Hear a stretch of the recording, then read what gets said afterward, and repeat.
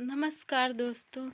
आज की कहानी का नाम है जीवन की सबसे बड़ी जीत।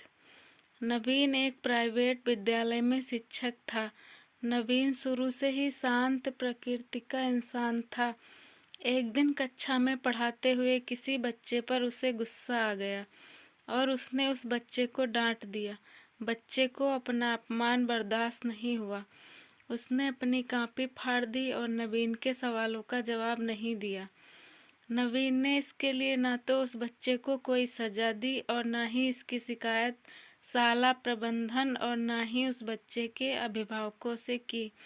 इस घटना से नवीन के दिल को बहुत ठेस पहुंची और उस बच्चे के प्रति उसका व्यवहार बदल गया। उसने फिर कभी उस बच्चे को कुछ नहीं कहा।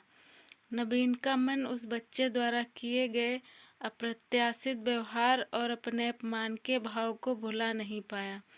नवीन के मन के हालात हालांकि और किसी की समझ में नहीं आ रहे थे, लेकिन इससे सबसे ज़्यादा खुद नवीन और वह बच्चा पीड़ित थे।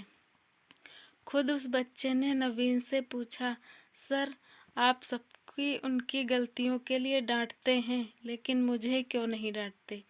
मुझसे क्या गलती हो गई है? आप मेरे प्रति ऐसा व्यवहार क्यों कर रहे हैं?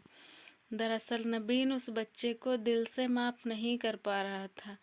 एक अध्यापक के नाते वह अपना अध्यापन का फर्ज तो निभा रहा था, लेकिन अंदर ही अंदर अपने प्रति उस बच्चे के व्यवहार की खटास उसे सहज नहीं होने दे रही थी। नवीन का मन उस अपमान को भुला नहीं पाया था।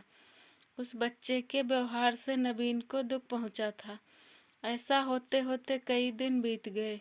कुछ दिनों बाद नवीन का शहर के एक ध्यान शिविर में जाना हुआ, जहां ध्यान से पहले आत्मशुद्धि के लिए एक सेशन चल रहा था।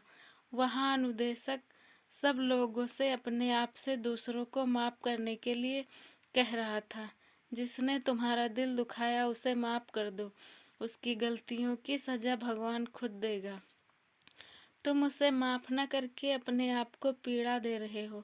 माफ़ कर दो और अपने मन का बोझ हल्का कर दो।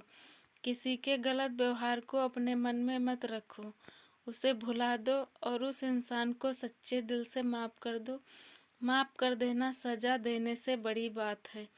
नवीन पर भी उस सेशन का असर पड़ा। नवीन पिछले कई दिनों से उस बच्चे को माफ़ नहीं कर पा रहा था।